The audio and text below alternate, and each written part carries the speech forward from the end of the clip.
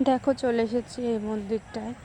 এই মন্দিরটা এখনও পুরোপুরিভাবে কমপ্লিট হয়নি, অনেক কাজ বাকি এখনো। কিন্তু এই মন্দিরটাও অনেক সুন্দর ছিল।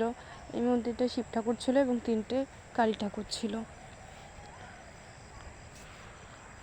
এই মন্দিরটাও অনেক সাজানো গোছানো ছিল গাছপালা দিয়ে। মাঝখানে একটা পুকুরের মতন ছিল। এই দেখো শিব ঠাকুরটা।